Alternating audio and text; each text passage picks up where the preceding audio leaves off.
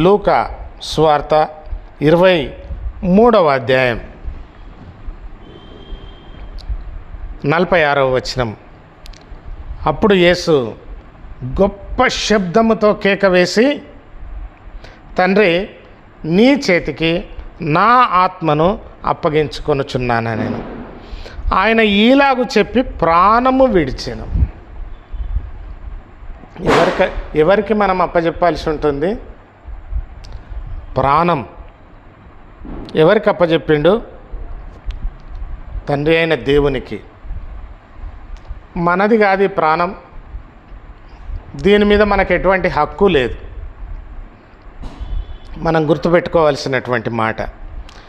యేసు గొప్ప శబ్దముతో కేక వేసి, తండ్రి, నీ చేతికి నా ఆత్మను అప్పగించుకొనుచున్నాను నేను. ఆయన ఈలాగు చెప్పి ప్రాణము విడిచెను. మనం అదే పరిస్థితులలో ఉంటున్నాం. మనం కూడా మన యొక్క ప్రాణాన్ని అప్పజెప్పవలసినటువంటి సమయం నేడు ఇక్కడ, రేపు ఎక్కడో, ఎప్పుడు వస్తుందో మనకు తెలియదు. కాబట్టి మనం కూడా ఆ ఆత్మను తండ్రి అయిన దేవునికి అప్పజెప్పాలి. ఇక్కడ చూస్తుంటున్నాం. ఆయన ఈలాగు చెప్పి ప్రాణం విడిచాను. అక్కడ ఒక మంచి సాక్ష్యం కనబడుతుంది. ఆయన యొక్క ప్రాణము విడిచిన తర్వాత శతాధిపతి 47వ వచనం. శతాధిపతి జరిగినది చూచి, ఈ మనుష్యుడు నిజముగా నీతిమంతుడై ఉండేనని చెప్పి దేవుని మహిమపరిచాను. హల్లెలూయా. దానికి కారణాలు ఏంటంటే 44వ వచనము నుండి మనం చదవాలి. చదివితే ఆ యొక్క శతాధిపతి జరిగింది చూసిండు, మరణాన్ని చూసిండు, ప్రకృతి ఇచ్చినటువంటి ఆ యొక్క ప్రకృతిలో జరిగినటువంటి మార్పులను గమనించి ఆయన అంటున్నాడు, శతాధిపతి జరిగినది చూచి ఈ మనుష్యుడు నిజముగా నీతిమంతుడై ఉండేనని చెప్పి దేవుని మహిమపరిచాను. ఆయన మరణము ద్వారా, దేవుని యొక్క మరణము ద్వారా ఆయన దేవుణ్ణి శతాధిపతి మహిమపరుస్తున్నాడట. ఇంత మంచి యేసయ్యను మాకు ఇచ్చినావయ్యా, ఈ లోకానికి రక్షకునిగా ఇచ్చినావయ్యా, ఈ లోకం యొక్క పాపాలన్నింటినీ యేసుక్రీస్తు ప్రభువుల వారు మోయుటకే ఆయనని ఇక్కడికి మీరు పంపించినారయ్యా. ఆ మనుష్యుడు నీతిమంతుడు అని ఆయన సాక్ష్యం చెప్తూ ఆయన దేవుణ్ణి మహిమపరిచినట్టుగా ఇక్కడ చూస్తున్నాం. ఆ తర్వాత చూచుటకై కూడి వచ్చిన ప్రజలందరూ జరిగిన కార్యములను చూచి రొమ్ము కొట్టుకొనుచు తిరిగి వెళ్ళిరి. జరిగిన కార్యాలు మళ్ళొకసారి నేను చెప్తున్నాను. 44వ వచనం నుండి. అప్పుడు రమారమి మధ్యాహ్నమయ్యను, అది మొదలుకొని 3 గంటల వరకు ఆ దేశం అంతటా మీద చీకటి కమ్మింది. ఏం కమ్మింది? చీకటి కమ్మింది. ఇది ప్రకృతి ఇస్తున్నటువంటి, చూడలేకపోయింది ప్రకృతి ఆయన యొక్క మరణాన్ని, ఆయన యొక్క ప్రయాసాన్ని, ఆయన కార్చిన రక్తాన్ని చూడలేకపోయి ప్రకృతి ఏం చేసిందంట, ఆ దేశమంతటి మీద చీకటి కమ్మెను. ఆ తర్వాత సూర్యుడు అదృశ్యుడాయను, కనబడకుండా పోయింది.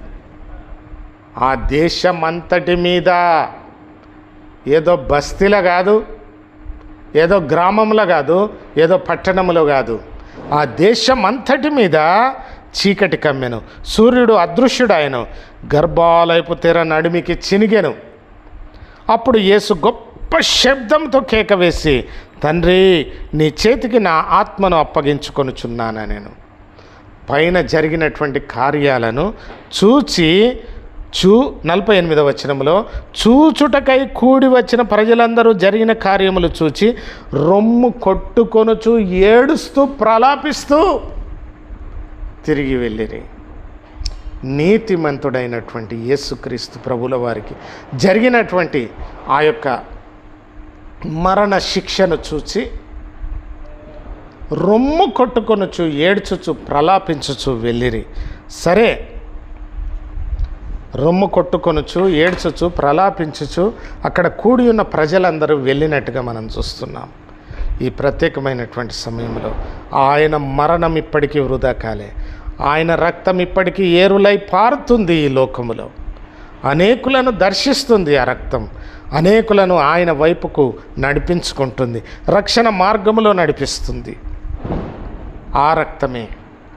అందుకని చెప్పేసి దయచేసి ఇంకా యేసయ్యను నమ్మకపోతే నీ యొక్క పాపముల నుండి నీవు విడిపించబడాలి. నీ మీద ఉన్నటువంటి శాపములన్నీ కొట్టివేయబడాలి.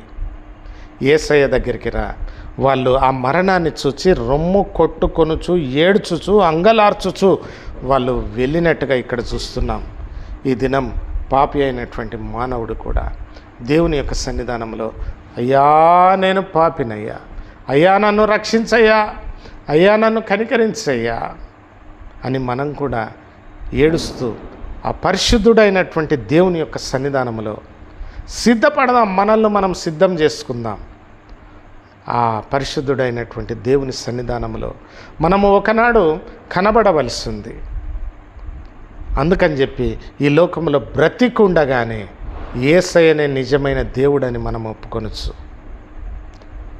రొమ్ము కొట్టుకొనుచు ఏడ్చుచు ప్రలాపించు దేవుని యొక్క సన్నిధానంలో విజ్ఞాపనం చేస్తూ ఆయన సన్నిధిలో మన యొక్క పాపములను ఒప్పుకొని, దేవా నీవే నాకు కావాలయ్యా, యేసయ్యా నీవే నా రక్షకుడవయ్యా, దయచేసి నన్ను కనికరించి నీ బిడ్డగా చేర్చుకో ప్రభువా అని ప్రార్థన చేద్దాం. దేవుడు తప్పకుండా నీకు జవాబిస్తాడు. దేవుడు తప్పకుండా నిన్ను అంగీకరిస్తాడు. దేవుడు తప్పకుండా ఆయన బిడ్డగా నిన్ను చేసుకుంటాడు. సిద్ధపడదాం, పాపములను ఒప్పుకుందాం. దేవుని సన్నిధానంలో ఆయననే నిజమైన దేవుడని ఒప్పుకొనొచ్చు. ఆయనను అంగీకరిద్దాం. ఇదే మంచి సమయం, అనుకూల సమయం. ప్రియ నేస్తమా,